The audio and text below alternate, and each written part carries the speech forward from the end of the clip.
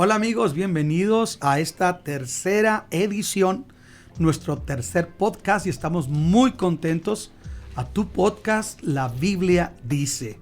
El día de hoy vamos a tratar un tema que es muy importante y yo les animo a que se suscriban a este podcast, que lo recomiendes a otros, compártelo con otros, porque siempre vamos a estar tratando temas que son de interés y que a la misma vez vamos a filtrarlos a la luz de la Biblia.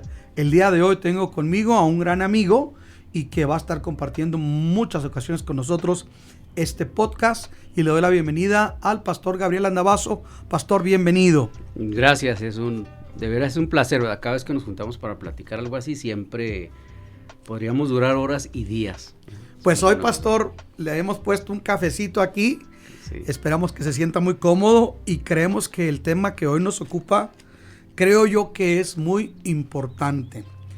Según las encuestadoras que trabajan en lo que es todos los números con respecto a la iglesia, un fenómeno que se está incrementando mucho, sobre todo en el contexto latinoamericano, es los ministerios proféticos.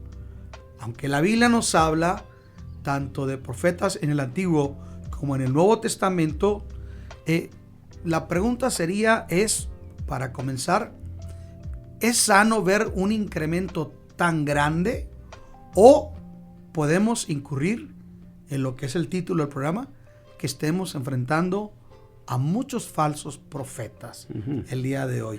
Y para comenzar, a mí me gustaría preguntarle, pastor, ¿cómo ve usted ahorita, antes de analizarlo en la Biblia, cómo ve usted ahorita? ¿Usted tiene cuántos años de cristiano? Pues nací en el Evangelio, tengo 52. Sí. Bueno, que fui salvo 40.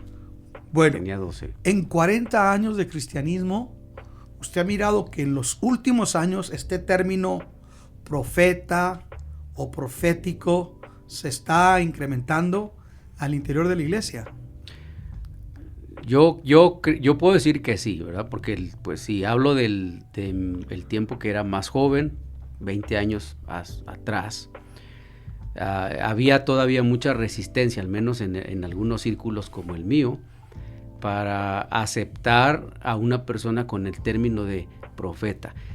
Nunca nombramos así a un predicador, no entre nosotros. Y bueno, cuando eso empezó a salir y empezaron a decir profeta tal y profeta, nosotros siempre era una luz roja, ¿no? Estoy hablando hace tal vez 20 años, al menos en mi ambiente, en el círculo que crecí. Pero sí es cierto, los últimos años eso es más común.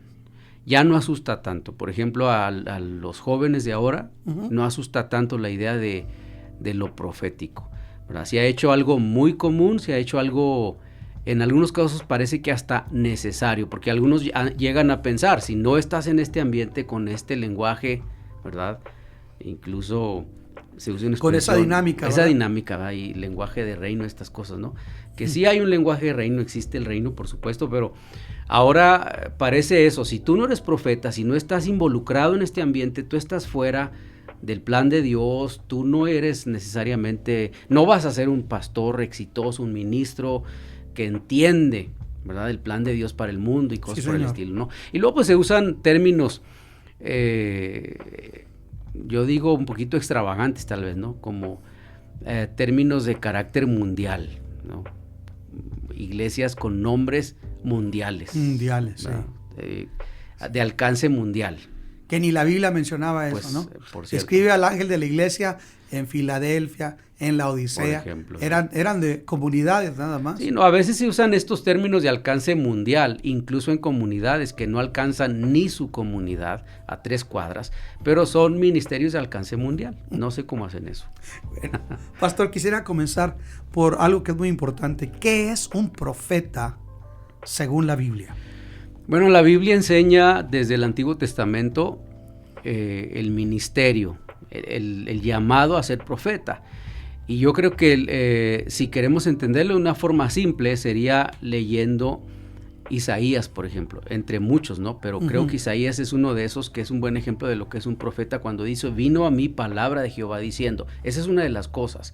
Es uno que recibe directamente de Dios el mensaje, en el sentido estricto de lo que es el Antiguo Testamento. Pero no solamente que recibe el mensaje, pero que Dios llama. En Isaías, él nos cuenta cómo Dios lo llamó al ministerio profético, cómo se impactó ante el llamado de Dios. Jeremías nos cuenta cómo Dios lo llamó. No fue gente que se autonombró. En ningún tiempo, claro, no. Ni que otros lo nombraron, fue una gente que Dios llamó. Incluso en el Nuevo Testamento se dice que es Dios el que constituye.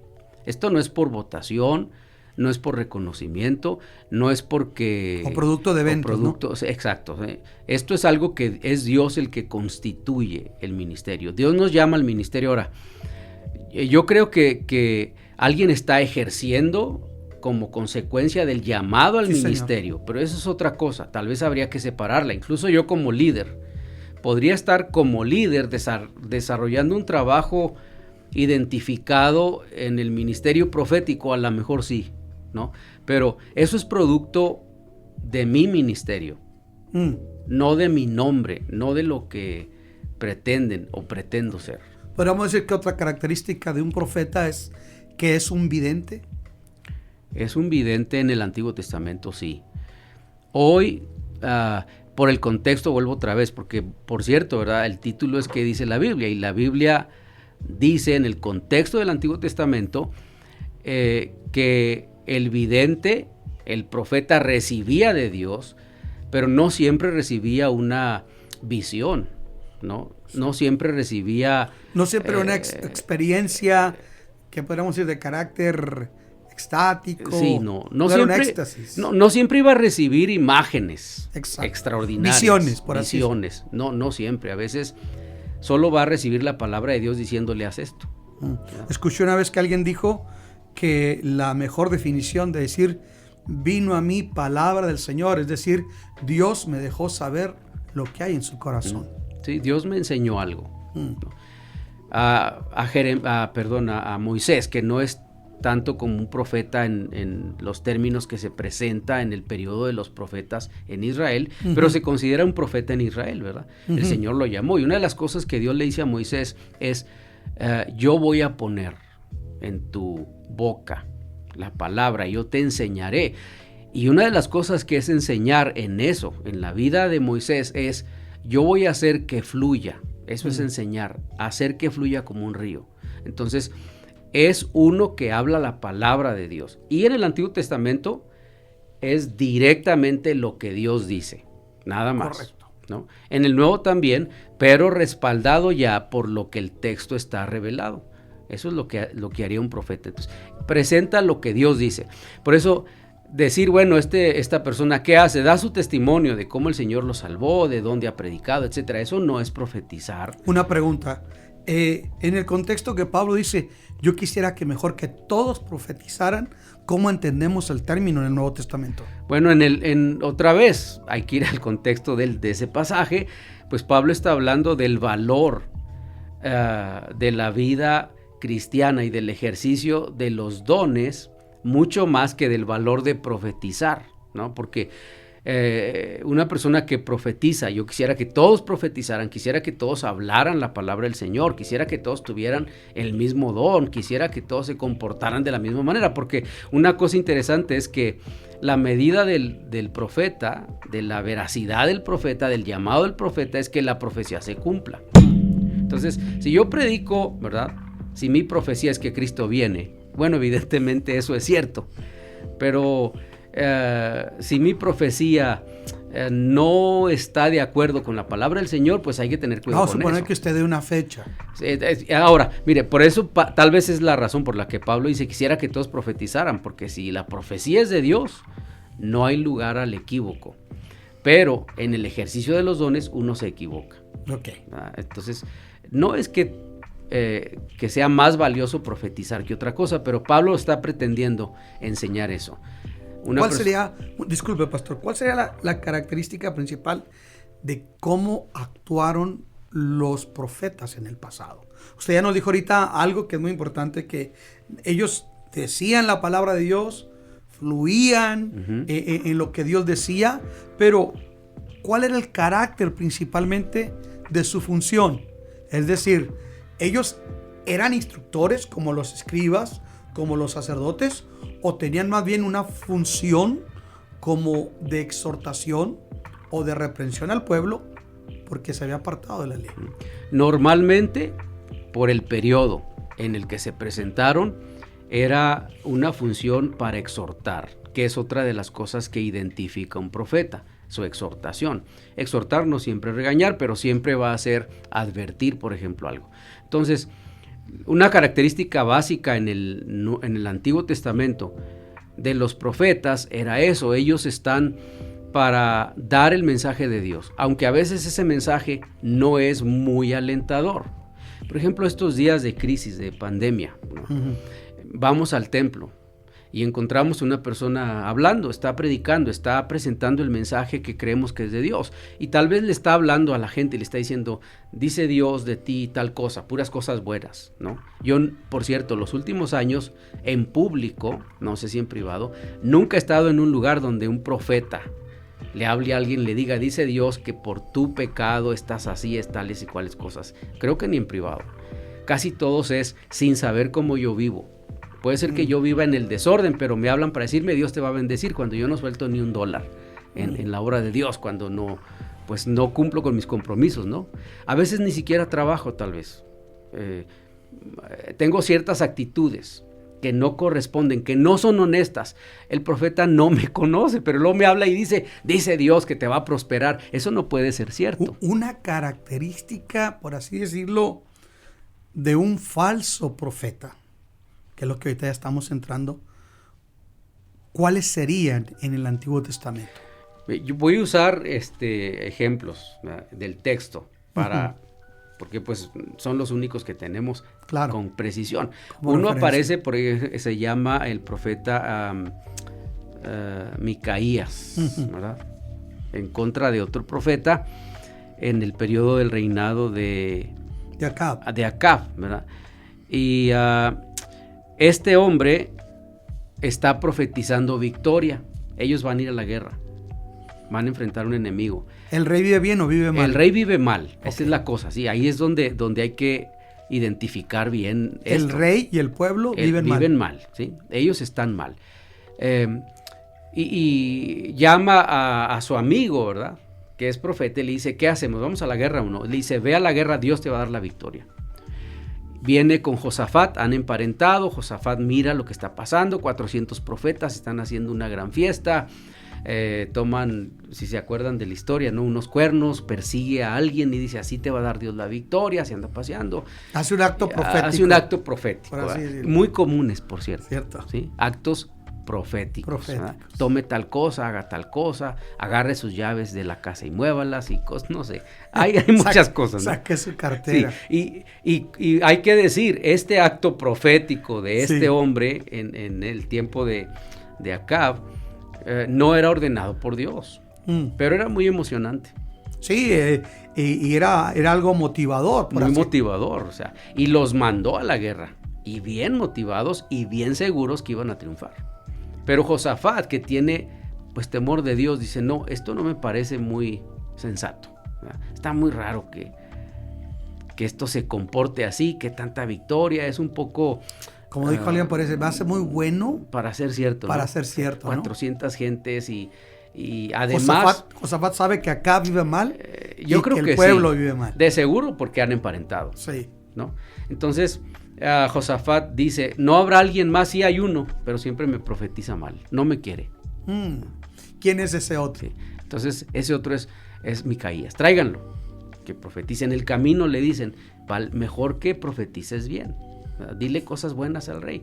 Y este hombre dice, voy a decir lo que Dios me dé. Podría decir que a le están dando una agenda a desarrollar antes de subir al púlpito. Antes de subir al púlpito, hable de esto, no hable de esto. En algún tiempo platiqué con alguien que me dijo, esta congregación cambió de pastor porque el pastor predicaba mucho de la santidad.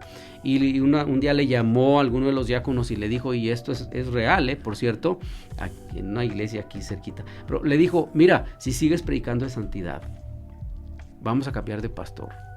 unos pocos meses y efectivamente cambiaron de pastor. Entonces, algo similar algo le hicieron similar. a Sí. Micaías. Entonces lo llaman, él profetiza y dice, hay que encontrar la historia ahí en Segundo de Reyes, en el capítulo que es el 22, 23. Pero dice, no te va a ir bien. Llega Micaías y da un mensaje totalmente Distinto. contrario al Absolutamente. que dieron los otros profetas. ¿Sí? Entonces, una característica de un profeta falso entonces sería nunca se sujeta al mensaje de Dios. De hecho, no conoce la voluntad de Dios. Un profeta falso no conoce la voluntad de Dios, pero usa a Dios, usa los elementos, usa... apela al positivismo. Sí, a las cosas buenas, ¿no? Pero yo quiero decir, usa los elementos alrededor de la profecía, del ministerio profético. Usa elementos alrededor del llamado de Dios y los usa como reales, como suyos. Sí, señor. Porque estos elementos le pertenecen a los llamados de Dios. Entonces, ¿qué usa? Usa la predicación, usa la Biblia, tuerce el texto, desconoce la voluntad de Dios, aunque conoce el texto. Sabe predicar, sabe cómo hablar, fue a la escuela tal vez, pero desconoce totalmente la voluntad de Dios. ¿Cuántos profetas encontramos así en el Antiguo Testamento que desconocen la voluntad de Dios? Hay una desconexión de Dios, por así decirlo. Pues en la narrativa es por ejemplo, en el tiempo de Elías, y ahora en lo que estamos mencionando aquí con Acab, más de 400 hombres que Dios no aprobaba. Y Dios no los llamó. No los llamó. A ser profeta. Ellos se apuntaron. Posiblemente el rey los llama, o ellos tienen la intención de serlo. Ahora, ¿por qué? Pues porque había beneficios. Imagínense, el rey tiene al profeta de Dios en un calabozo, húmedo, flaco, enfermo, sin contacto con la familia, relegado, todas esas características. Enemigo público del Estado, del rey. Mientras que los otros, más de 400, están en la intimidad del palacio, comen bien. Gozan del favor del rey. Y rey. Todo porque... Exacto. Lo que yo veo, en pocas palabras, lo que usted está diciendo son profetas que el rey dice, ¿qué horas son? Y le contestan las que usted diga. Las que usted diga y como usted quiera. ¿Sí? ¿Qué dice Dios? Lo que usted diga. Sí. Puras cosas buenas. ¿Cómo? ¿Qué otras características nosotros vemos de ese tipo de profetas? Por un lado, usted dice, es gente que no conoce la voluntad de Dios, sin embargo, usa a Dios y lo que tiene que ver con el ministerio profético. Exacto, usa a Dios y habla de la voluntad de Dios con convicción. Y luego se presenta como una realidad. Sí, tiene que venir de Dios porque está bien bendecido. ¿Sí? El otro que está en el calabozo, flaco y enfermo, ese no puede ser de Dios. Porque ese le está yendo mal. Usan lo que ustedes ahorita hacen actos proféticos, como lo hacían los profetas genuinos, ¿no? En su momento lo llegaron a hacer. Llegaron a ilustrar de una manera con actos lo que Dios iba a hacer. Pero, ¿qué otro tipo? Yo estaba viendo aquí mis notas, pastor, y estaba viendo también que tanto en los tiempos de Jeremías como en los tiempos de Miqueas, lo que caracteriza a esos falsos profetas es que tanto unos como otros están hablando solamente cosas buenas. Mire, me gustaría que usted me comentara ahorita los de Jeremías, como estos que yo encuentro en del libro del profeta Miqueas, en el capítulo 2 de Miqueas, el versículo 11, Dios dice de las características de los falsos profetas, pero también encuentro incluso que hay un pueblo sin discernimiento, que ese va a ser otro punto que porque como dijo alguien por ahí, ¿verdad? Para que haya un Sergio Andrade tiene que haber una Gloria Trevi. Sí, ¿verdad? Sí, claro. Para que haya un loco tiene que haber otro que le haga la segunda. Entonces es lo mismo, pero me llama la atención que en Miqueas, en el capítulo 2, el versículos 6, 7 y el 11, me llama la atención cómo lo presenta. Dice, por ejemplo, en el versículo 6, que esos profetas falsos le decían a Miqueas, ya deja de profetizarnos, no nos vengas con que el oprobio, la la calamidad, las cosas malas nos van a llegar. No. La gente no quiere escuchar cosas malas. ¿Sí? Háblanos cosas bonitas. Uh-huh. No nos vengas con eso. Y también en el versículo 11 yo encuentro que esta gente le decía al profeta Miqueas, estos profetas, le hablaban de que ellos rechazaban el juicio que venía. Y Dios no solamente los confronta a esos profetas, sino confronta también al pueblo, porque van a florecer y van a subsistir este tipo de ministerios mientras la gente no tenga un discernimiento de Dios. Bueno, a veces incluso teniendo discernimiento. La palabra discernir en algún momento de la historia se identificó, o no discernir, se identificó con un cerdo. Si uno pone un animal de estos en un lugar limpio, él no discierne, él puede volverse al lodo, él puede comer lo que sea, ¿sí? Él no discierne qué comer y qué no comer. Okay. Entonces no sabe, sencillamente lo va a comer, sin importar si se va a enfermar o no del estómago, si se muere o no. Eso no va a importar para él. No le importa, no discierne entre estar en un lugar limpio y estar en un lugar enlodado. Entonces, la falta de discernimiento hace a una persona comportarse de una forma terrible. Así que Israel podría llegar a tener discernimiento, conocimiento de lo que es la palabra de Dios, pero como sucede el día de hoy, muchas veces es la voluntad. Porque yo vuelvo otra vez, vivo en el desorden. Sé que vivo en el desorden, conozco a Dios porque soy cristiano, pero soy desordenado. Pero otro viene y me dice, no, Dios te va a bendecir. Me gusta eso. Ok, claro. Suena, mire, precisamente sobre eso dice... Perdone que lo interrumpa. Y no me atrevería a decirle al profeta ese día en el culto público, no, ¿cómo me va a bendecir si soy bien desordenado? No voy a hacer eso. en Miqueas 2:11, fíjese cómo lo dice la NBI. Si con intención de mentirles llega algún embustero y les dice, yo les anuncio las delicias del vino y la cerveza, este pueblo lo verá y lo recibirá como un profeta. Pero me llama la atención que otra versión dice, si un embustero, una persona llena de mentiras, llega con la intención de mentirles y les dice, yo les anuncio las delicias, que aquí vino y cerveza, en el contexto tienen que ver con lo placentero, lo agradable, lo bueno, no tiene que ver nada con lo confrontativo, no tiene nada que ver con reprensión, sino simplemente lo que les agrada. Dice, ese tipo de profetas, ese tipo de gente, de embusteros, ustedes los van a recibir como un profeta. Ustedes le dan el carácter de profeta, lo elevan a un profeta, lo reconocen como un enviado de Dios. Esa es la idea de profeta. Ustedes son los que dicen, es Dios diciendo, no soy yo. ¿Sí? Ustedes son los que definen. Eso es un conflicto muy serio, cuando soy yo, no es Dios, soy yo el que está definiendo quién es el predicador. Puede uno pararse y decir cualquier cosa, y yo definirlo, este sí está ungido, pero no es... Y aquí en el texto vemos dos cosas. Por un lado, lo que caracteriza a ese tipo de falsos profetas es lo que usted viene diciendo ahorita, anuncian solamente lo placentero, lo bueno, aunque la gente viva mal.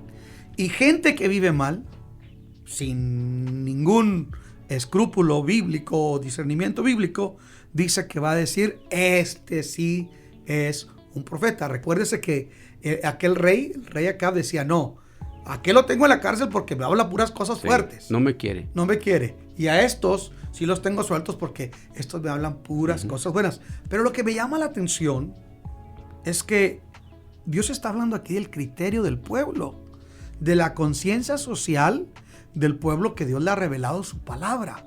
Sin embargo, parece que hay una ausencia de conocimiento de esto o un relajamiento espiritual y moral, porque ahora ellos, como usted dice, están definiendo en carácter de profeta a alguien que solamente les está, por así diciendo, adulando o como dicen vulgarmente, poniendo el dedo en la boca, por así decirlo. Hablando lo placentero. Pastor, ¿cómo afectaron los falsos profetas en el Antiguo Testamento al pueblo de Israel? Yo creo que la principal cosa es cómo desviaron a Israel, bueno, al pueblo, ¿verdad? En el norte y en algún momento en el sur. ¿Cómo desvían a la persona de lo que la voluntad de Dios es? Eso es muy serio, ¿verdad? Entonces, la consecuencia básica de estos falsos profetas fue el desvío. Recordemos el tiempo de Elías, por ejemplo. Ese desvío que todos tuvieron como nación. Pero otra cosa que hacen comúnmente es, en el caso del Antiguo Testamento, fue construir altares. Por ese desvío cayeron en la idolatría. Quiero interrumpirlo un poquito. Alguien puede estar mirándonos ahorita, pues dice, bueno, es que así era en el Antiguo Testamento. Y yo he oído gente que argumenta, hoy estamos bajo la gracia, sí, ¿verdad? Bajo la gracia. Pero aún bajo la gracia, yo en el Nuevo Testamento, en el libro de los Hechos, cuando el profeta Agabo se amarra el cinturón de Pablo, sí, y desciende y dice, al dueño de este cinturón le espera esto, cárcel, que aflicción, si desciende a Jerusalén. ¿Y cuál es la respuesta de Pablo? Eso y aún más. Pero lo que me llama la atención es que este profeta no le está hablando algo bello a Pablo. Le está hablando a un hombre que está en la voluntad de Dios y que dentro de la voluntad de Dios tiene que padecer. La pregunta es, ¿de dónde sacamos que porque estamos en el periodo de la gracia, un profeta no va a confrontar, no va a hablar la realidad, aunque sea cruda, sino que tiene solamente que estar hablando cosas buenas? Usted está diciendo, en el Antiguo Testamento hicieron que el pueblo se apartara, sí, se desviara del propósito de Dios. ¿Y cómo les afectó eso? Que se desviaran. Y una de las evidencias de ese desvío está en el templo, en el descuido del altar. Entonces, una cosa va a llevar a la otra. Disculpe, de ahí, de ese apartarse de la ley de Dios, de ese apartarse de lo sagrado, entonces viene como consecuencia una degradación moral. Sí, moral, espiritual, económica, social. El apartarse espiritual afecta lo moral. El afectar lo moral afecta aún la economía, porque se le cerraban los cielos, todo, venían hambrunas, etcétera, etcétera. Pastor, ahorita vamos a seguir tratando este tema porque nos estamos adentrando apenas para seguir hablando de cómo afectaron los profetas del Antiguo Testamento, las consecuencias y qué tenemos que aprender nosotros el día de hoy con respecto a esto. Estamos hablando acerca de las características de los falsos profetas en el Antiguo Testamento y cómo esto afectó al pueblo de Israel, y luego sería también cómo nosotros tenemos que aprender de ese pasado aplicándolo a la vida de hoy en la iglesia, donde la palabra profeta y profético cada vez se oye tan liviano y se toma como si fuera la gran verdad y la gran revelación. Y quiero decir que una de las razones para que se mire así es la aparente autoridad con la que hablan. Eso hay que entenderlo bien, porque si volvemos otra vez al contexto del Antiguo Testamento, algo que llevaba al pueblo lo perdió totalmente. Acá le costó la vida, como dijimos hace un momento, le costó la vida y a la nación le costó ser llevado cautivo, bueno, cosas terribles, pero una razón para eso es la aparente autoridad con la que hablan, sus declaraciones. Eso no es extraño, yo declaro, yo reclamo, confiesa conmigo, yo te digo, dice Dios, yo cancelo, yo digo, yo. Eso no es nuevo. Eso lo hicieron en el Antiguo Testamento en el pasado. Estamos hablando de miles de años. Pero no solamente ellos hacían eso. De hecho, si uno ve parte del paganismo, es una característica básica del paganismo. Yo. No es Dios. Por eso es valioso cuando es Jeremías o Isaías o el resto de otros profetas que dicen, vino a mí palabra de Jehová. Si ustedes notan la Biblia, van a descubrir que los profetas de Dios, los que tienen el mensaje de Dios, tienen como característica principal eso, es Dios el que dice. Dios me dijo. ¿Qué hizo Moisés cuando Dios le dijo, ve y sácalos? Su primer preocupación, ¿cuál fue? ¿Qué les voy a decir? ¿Quién me mandó? ¿Quién me envió? Les vas a decir que el yo soy te mandó. Y los profetas falsos no les importa, porque no se atreven.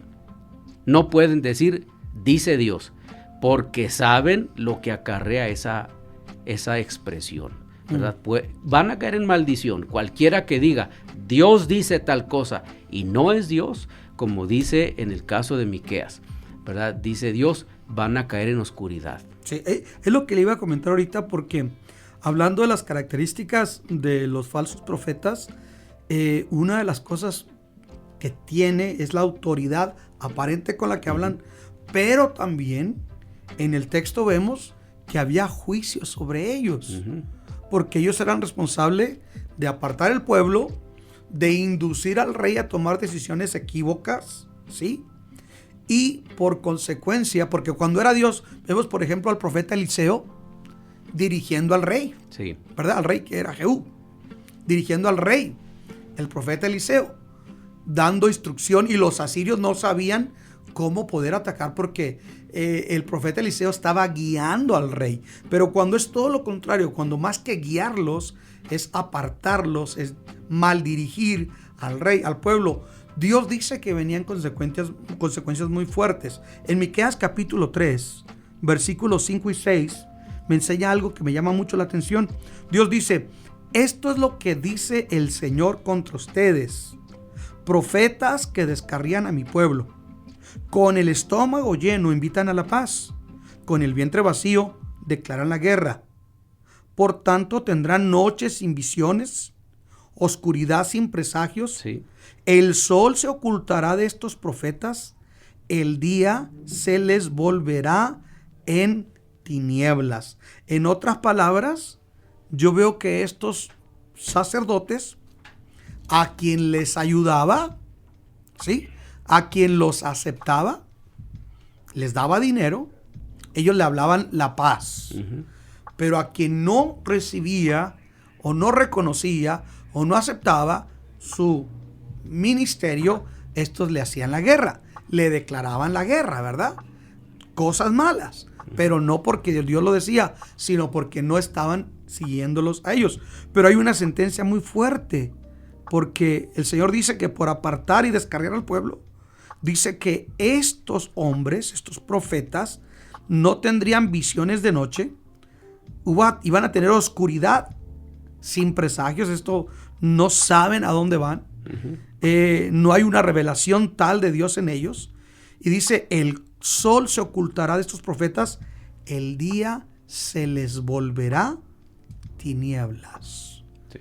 O sea, estamos hablando de una total desconexión de Dios, incluso ni siquiera inspiración para mentir. Ni siquiera. Y es interesante porque ahí mismo, si yo encontré el 3:5 de Miqueas, miren esto es lo que dice el Señor contra ustedes. Es Dios en contra. Entonces, el profeta falso que suponemos, está hablando la palabra de Dios, es ese Dios al que él pretende honrar, porque pretende honrarlo, suponemos eso. Supuestamente. Ese Dios al que está honrando, ese Dios del que él está hablando, su voluntad, viene y le dice, yo vengo en contra tuya, porque no es cualquier cosa. Cuando leemos el texto en el Nuevo Testamento, San Pablo dice, ya les he dicho otra vez, dice, y les vuelvo a repetir, si alguno viene y dice un mensaje distinto al que nosotros recibimos y al que les hemos enseñado que sea, dice Anatema. Una versión, ¿verdad? Anatema, creo que otra traduce maldito, y otra vez lo vuelvo a decir, dice, es que es muy serio, hablar en nombre de Dios es muy serio. Yo no tendría ningún problema si les dijera, a mí se me ocurre pensar que Dios los va a bendecir. Yo, ¿verdad? Como dice la carta a Juan, yo deseo que seas prosperado. Eso se puede recibir. Bien, por supuesto. Si yo estoy ahí, un profeta me llama y me dice, ven, deseo que Dios te bendiga. No, pues sí te lo agradezco mucho, pero de eso a decir, dice Dios que, cuidado con eso. Y a veces algo que tenemos que considerar también es las motivaciones. Dice Pablo ¿verdad? Alimentan sus propios vientres. Lo mismo que tenemos aquí. Esa idea de alimentar su propio vientre tiene que ver con enriquecerse, con comer bien. Porque en la antigüedad, ¿verdad? Se consideraba o se creía eso. El vientre era como que el centro de la personalidad, el centro de la persona, del bienestar. Y una persona, incluso en los proverbios, una persona gorda, obesa, se consideraba bendecida.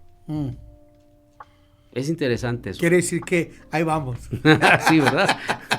Ahí estamos bien. Entre más subimos, más bendición tenemos. Estamos llenos de bendición. Por eso un poquito la idea de alimentan sus propios vientres.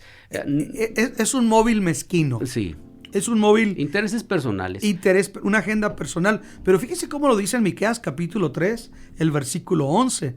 Dice, había una gran corrupción, degradación, tanto en el liderazgo como en el pueblo. Pero dice, sus gobernantes juzgan por soborno, sus sacerdotes instruyen por paga, y sus profetas predicen por dinero. Para colmo, se apoyan en el Señor diciendo, ¿no está el Señor entre nosotros? No vendrá sobre nosotros ningún mal. Ahora, encuentro que hay una corrupción en el derecho. Los gobernantes están aceptando sobornos. En el contexto de Miqueas, está siendo despojado el huérfano, la viuda, el extranjero. Están siendo oprimidos. Sí. Hay una voracidad rampante. Los sacerdotes, dice, que están instruyendo por paga. Es que a quien no podía pagarles, no lo instruían. Va entrando un poquito en la contextualización de lo que estamos viviendo. Y luego dice también, y sus profetas, para colmo, dice, predicen por dinero. Los profetas predicen por dinero. Esto me llama mucho a mí la atención. Estamos viendo aquí que profetas se vendían al mejor postor para hablarle mentiras. Recuerda el caso de Balac y de Balaam, sí, ¿verdad? Claro. Sí. Cuando el pueblo venía saliendo hacia la tierra prometida, sale, ¿quién es el falso profeta? Balac. Balaam le pide que maldiga Balac al pueblo de Israel. Y Balac está dispuesto a venderse, ¿no? Sus servicios a un postor. O no, lo que tú digas, lo digo. En el caso de Balac vemos que Dios no lo deja. Porque él quiere hablar una maldición y Dios no lo deja porque Dios ha bendecido a su pueblo. Pero ese fenómeno, cuando nosotros vemos en el Nuevo Testamento, no sé si es Judas, y dice que ellos van en el error de Balaam, que se venden. Todo esto, pastor, todo esto que nosotros estamos viendo en el Antiguo Testamento, ¿cómo lo podemos ver que está afectando hoy?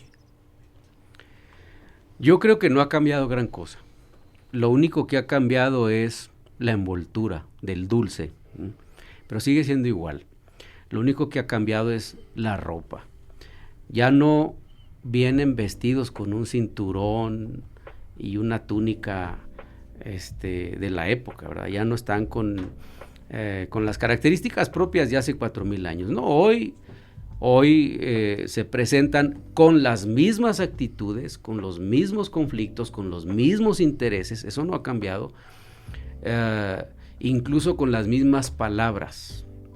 Pero hoy es una corbata y un saco, en el mejor de los casos, porque claro, hay otros que parece que sacaron la ropa de un contenedor de basura, ¿verdad? Y así es como se presentan. Eso es parte de su imagen, ¿verdad?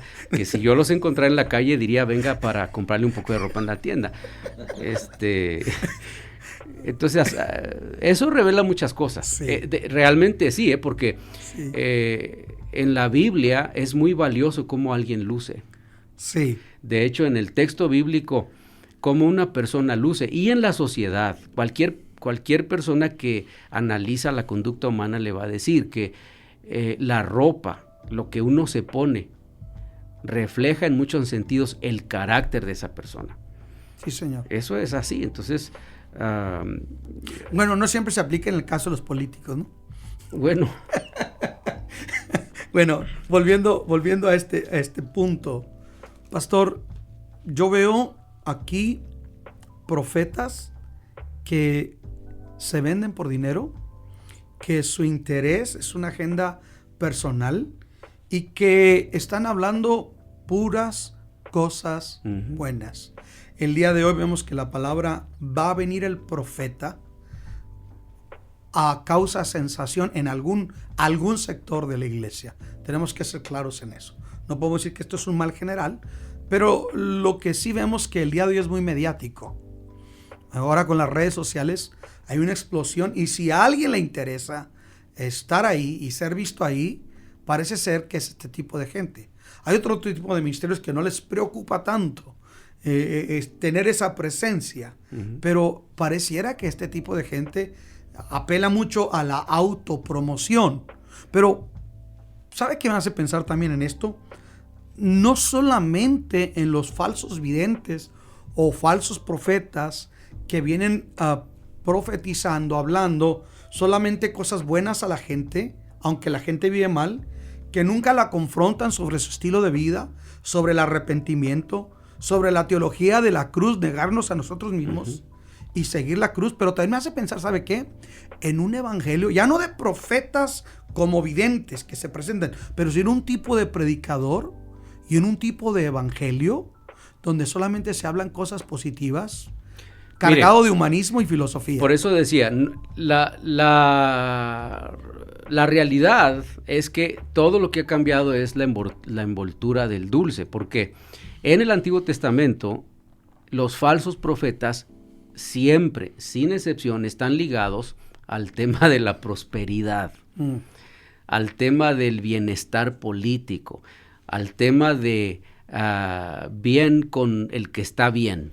Siempre, sin excepción. Entonces, en el tiempo presente es lo mismo. Una característica básica en estos días de este movimiento profético y apostólico es que está muy ligado a la teología de la prosperidad, muy ligado a eso. Porque usted no se encuentra. Ahora, si yo fuera alguien que está buscando una cobertura apostólica, si usted y yo buscáramos cobertura apostólica, ¿a quién buscaríamos? Yo no andaría buscando un profeta que vive en una casita que se está cayendo y anda en camión. Buscaría un profeta de renombre, famoso, que me puede, si se me atora el barco, como se dice, que me pueda dar $3,000-4,000 porque es mi papá, ¿verdad? Su padre espiritual. Mi padre espiritual. Su daddy. Y que me... ¿Sí me explico? Entonces, voy a buscar a alguien entre más rico y poderoso que mejor. Claro. Y entre más mediático también. Sí, ¿no? Sí. Entonces ya yo pertenezco a tal y cual grupo, ¿verdad? Porque también me da renombre, me da porque sentido. Yo creo que hay profetas. Sí hay, por supuesto que hay. Eso es algo que queremos aclarar porque tiene que haber. Tal vez alguien nos está mirando en este momento y dice, bueno, ustedes no creen en el don de profecía, por supuesto, no creen que en sí. el ministerio en el profeta. Ministerio. Claro que sí creemos en el ministerio profeta. Lo que estamos es analizando los falsos profetas. Nada más. Y cómo se conectan en el contexto bíblico. Fíjese ahorita que usted estaba diciendo esto, que están muy conectados los falsos profetas, o el movimiento apostólico y profético está muy conectado hacia la teología de la prosperidad. Pero vamos a ver las cosas. Ahora, mire, ¿prosperan o no? Bueno, ahí sí prosperan.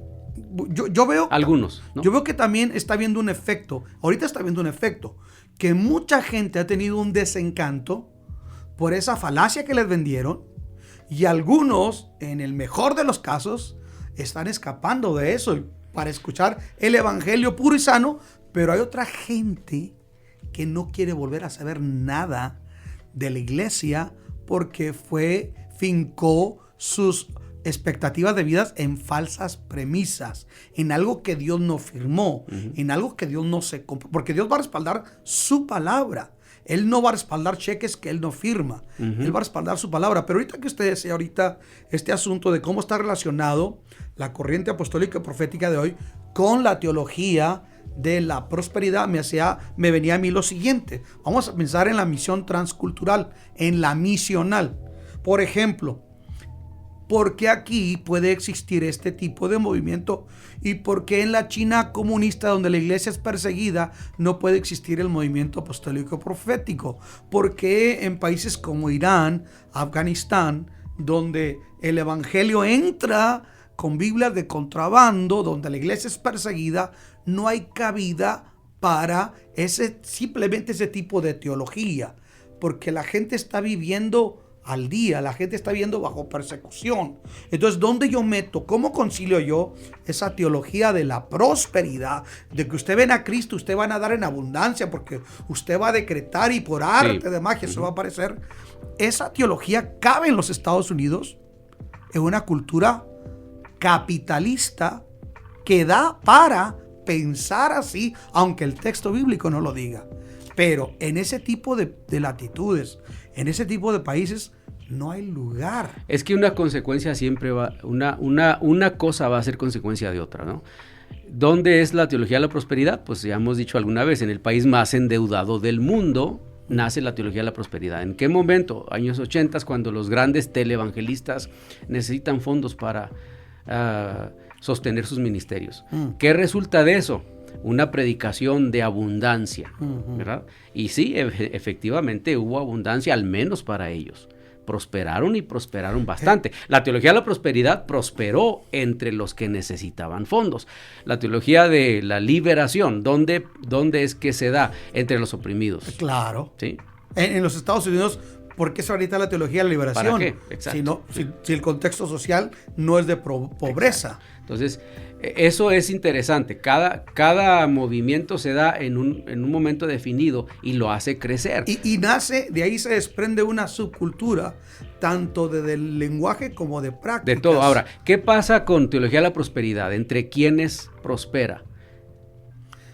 Pues el de arriba de la pirámide, ¿no? Entre los que más tienen, entre los que quieren más, entre los que invierten, etcétera, etcétera. Prospera. Ahora, si hablamos de un profeta y apóstoles y profetas, en este contexto de lo que son falsos, ¿entre quiénes van a prosperar? ¿Entre una iglesia que discierne la voluntad de Dios? La respuesta es no. ¿Entre quiénes prosperan? Entre la gente que está buscando eso. Ingenua. Exacto. De buena voluntad, pero tal vez con motivaciones incorrectas y con un panorama no claro de lo que es la voluntad de Dios. Ahora, pastor, algo que me llama a mí mucho la atención, ahorita que estamos hablando de esto, yo creo que, y eso va a ser para otro tema, nace una subcultura con un lenguaje, con palabras como... ajenas al texto. Sí, ajenas. Mal aplicadas. Sí, porque sí, por ejemplo, vamos a comer entre puros hombres de reino. Entonces yo pensaría que es gente de la administración de la reina Isabel de Inglaterra o del rey de Arabia, ¿no? Pero no, resulta que son hermanos, son empresarios de reino. Y usted dice, bueno, no sé, términos, jergas como esa, ¿no? De reino o, por ejemplo, pactar. Pactar es común. Decretar. O sea, hay una dinámica en tanto el lenguaje que yo digo se convierte en una subcultura y que es parte de esa teología y de ese mover. Pero algo que había es que los profetas falsos siempre eran confrontados, aunque eran aplaudidos por una mayoría, eran confrontados por una minoría. Y a veces era un solo hombre, como en el caso de Micaías frente a los profetas de Acab, o Elías frente a los profetas de Acab, o en este caso Miqueas frente a la élite profeta. Porque algo que me llama la atención, Miqueas no es parte del establishment, por así decirlo. No es de Jerusalén, es de un pueblito. Es un profeta rural. De un pueblito polvoriento, campesino, ¿sí? Y al ver una corrupción de tal grado en Jerusalén, Dios trae a este hombre a que hable lo que verdaderamente es la voluntad de Dios. Ahora, pastor, ¿cómo afecta el día de hoy fincar una fe sobre una falsa premisa? Fincar una fe sobre decir, es que usted, usted me decreta, Luis, yo decreto en el nombre del Señor que tú vas a ser un gran empresario, que de aquí a 2 meses tu cuenta de banco se habrá multiplicado. Y que la gente va y suelta el dinero y se quita hasta las joyas, y eso no se cumple. ¿Cómo afecta eso, por un lado, en la vida personal, y por otro lado, la vida en iglesia y luego la vida en sociedad? Yo primero diría que si hay un público de cientos de personas y el profeta, ¿verdad?, dice cosas como esas, y yo decreto, y aquí vamos a hablar de 100 hombres en una reunión pública, y está el profeta y dice, aquí hay 100 hombres y aquí Dios va a prosperar y van a tener un negocio a la vuelta de tanto tiempo, y comienza con su profecía.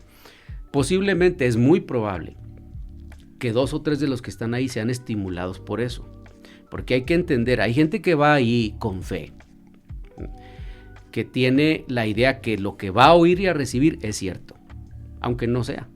Eso va a ser posiblemente suficiente para estimular su fe, para terminar comenzando un negocio. A lo mejor tenían la capacidad desde antes, pero nadie ha logrado estimularlos, ¿no? Claro. Pero no va a suceder con los 100. Eso no va a suceder con los 100. Entonces, el hecho de que 2 o 3 estimulados por la palabra de alguien consigan algo en esa palabra de prosperidad, arrebata. Sí, parece que valida la profecía del profeta. Entonces, el profeta no le habla a usted y le dice, fíjese que de los 100, 98 fracasaron, 98 no prosperaron. El profeta va y en otra parte testifica y dice, yo estaba hablando y en un público, y entonces un hermano me llamó y me dijo, pastor, ya tengo mi negocio propio y ahorita es dueño de una agencia de autos, o es dueño de uno de los hoteles más prósperos no sé, cosas por el estilo. Pero sí, pero quiero saber qué pasó con los otros 300 o 5,000 que te oyeron. Con los otros 98 pelones, ¿no? Esos fracasaron. Esos no recibieron nada. De esos no se habla. De esos no se habla. Esos no son tablas para el ministerio. De esos no se habla. Okay. Entonces, ese tipo de evaluaciones. Por ejemplo, en el Antiguo Testamento, otra vez volvemos. ¿Qué dice Dios? Dice Dios, van a ir cautivos. Y luego viene el profeta, no es cierto, no vamos a ir cautivos. Ahora, dice Jeremías, vayan, construyan casas. No nos andes diciendo eso, Jeremías. No lo vamos a hacer. ¿Quién fue cautivo? Todos. Todos fueron cautivos. ¿Quiénes construyeron? ¿Quiénes se cumplió la palabra? Se cumplió la palabra del Señor. Aunque era una palabra de calamidad. Exacto. Aunque era de calamidad, se cumplió. Cuando dice Dios, te voy a bendecir si cumples con mi palabra, no necesita usted la palabra de un profeta. No la necesita. Usted va a ser bendecido y prosperado si usted hace lo que el texto dice. Eso es muy antiguo. Y también es cierto, pero si te apartas, dice Dios, entonces la misma tierra que supone fluir leche y miel para ti, se va a secar y va a producir espinas, te vas a morir de hambre. Eso es Biblia. En el Antiguo Testamento. En el Antiguo Testamento. En el Nuevo Testamento. Es lo mismo. Entra la teología crucis. El decir, toma tu cruz, niégate a ti mismo, sígueme. Eso es prosperidad. Pero en el contexto ya bajo la teología de la cruz, ya no es tanto lo que yo quiero según Pablo. Ya no son mis anhelos lo principal, porque entonces ya es un evangelio, termina siendo un evangelio que gira en torno al hombre. Pero algo que es muy importante es la voluntad de Dios. Alguien nos está viendo y está diciendo, pero es que ellos hablan cosas buenas. Bueno, también los psíquicos, los agoreros, ¿sí? Los de la lectura del cartas o del tarot, hablan las cosas usan los mismos términos. Tú decreta, tú arrebata, tú declara, tú evócalo, ¿no? Es un lenguaje de la nueva era, ¿no? Sí, es un lenguaje que lo mismo lo puede encontrar usted en el programa de Revista en la Mañana, donde sale el psíquico de moda, sí, que en alguno de esos eventos donde vienen esos profetas. Pastor, para empezar a concluir lo que hemos venido tratando, hay alguien que nos puede estar escuchando, viendo en este momento, dice, yo he sido parte, yo he hablado con gente que me dice, es que yo fui a una iglesia de estas, donde es todo mi conocimiento que tengo, ¿no? Y me he desenvuelto en todo eso. Pero hay mucha gente que se ha desanimado, se ha desalentado al ver que todas esas cosas no se cumplen y que ya se empieza a plantear, ¿era la voluntad de Dios para mí eso que aquel hombre me dijo? Y todo ese tipo de cosas. ¿Qué le podemos decir a esa gente que está siendo víctima de esto? No hay duda que la mejor manera de evaluarse a sí mismo, porque también alguien dirá, bueno, ¿y cómo sé que estoy bien o que estoy mal? Porque estoy oyendo la palabra del profeta que me ha dicho, te va a ir bien, etcétera, lo que hemos estado discutiendo. Pero ¿cómo sé yo qué tan bien o qué tan mal estoy? Porque habrá alguien que sí haya recibido un mensaje de Dios. Claro. No, eso es claro, por supuesto. Bueno, habría que decirle que si usted conoce más la palabra del profeta que la de Dios, usted está mal. No va a ir bien, ¿sí? Usted puede hacer un juicio sobre ese profeta o apóstol siempre con lo que el texto dice. Si usted no conoce nada de Biblia y usted a ciegas, es lo que el apóstol dijo, y lo que el apóstol dice es ley, usted está en un conflicto. Definitivamente, porque es que el apóstol me dijo, el profeta me dijo que yo a la vuelta de 2 semanas iba a tener tal y cual cosa, y a las 2 semanas se cumplió tal como me dijo. Eso está muy bien, pero la Biblia enseña los términos en los que uno puede entender la profecía y el ministerio. Es la Biblia, no es la palabra del profeta. Su experiencia no está por encima de lo que el texto dice, absolutamente no. Entonces, si conoce más al profeta que el texto bíblico, está en problemas. Si le cree más a lo que el profeta dice, aunque sea de Dios, que lo que el texto enseña, usted va a estar en problemas. Conozca el texto más profundo y usted va a poder definir esto es de Dios o no. Yo creo que cuando tratamos de presentar por encima de la palabra de Dios el criterio o la supuesta revelación de un hombre, si se cree presentar a Dios como el mago de la lámpara de Aladino, que está ahí para cumplir todos mis caprichos, mis anhelos, mis deseos, y no somos llevados nosotros a la cruz, a la realidad de negarnos a nosotros mismos, de ser como Jesús, es ahí donde nosotros terminamos errando y siendo ciegos que están siguiendo a otro tipo de ciegos. Bueno, yo quiero que ya para terminar, pastor, que pensemos mucho en esa gente de buena voluntad, ¿verdad? Gente sincera, que ama a Dios, pero que tal vez han sido víctimas de este tipo, no sé cómo podríamos llamarlo, teología, corriente teológica. ¿Cómo yo puedo salir de una situación de ese tipo? Bueno, yo insisto, necesita discernir, ¿verdad? Porque si no hace diferencia entre una cosa y otra, es como, la comparación no es muy agradable, pero así es como un cerdo, no discierne, puede comer entre lo que es su propio excremento y él no tiene un problema. Lo mismo se come su excremento o su vómito. Lo mismo le va a dar estar en el lodo que en lo limpio, no discierne. Sencillamente no discierne. Entonces, hay que discernir de Dios.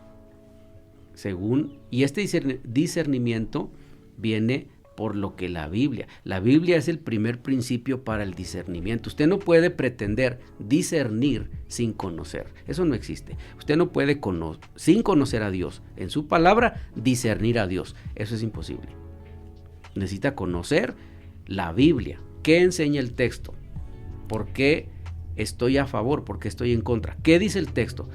De lo que diga el texto voy a tener un discernimiento. En síntesis, como lo dice el nombre de este podcast, ¿qué dice la Biblia? ¿Qué dice la Biblia? Bueno, hoy hemos escuchado, hemos platicado, hemos aprendido sobre la Biblia, qué dice la Biblia y los falsos profetas. Yo quiero animarlos a que se suscriban a este podcast y que lo compartan con otros y que muy pronto nos volvamos a ver. Yo sé que juntos vamos a aprender algo nuevo y si tienen alguna inquietud, algún tema que queramos tratar, déjenlo saber. Pueden enviarnos un correo electrónico, pueden dejarnos un mensaje en esta aplicación, esta plataforma electrónica, y nosotros podemos considerar sus inquietudes y también sus preguntas que ustedes tengan. Pastor, muchas gracias. Gracias. Yo soy Luis Alba y nos vemos hasta la próxima.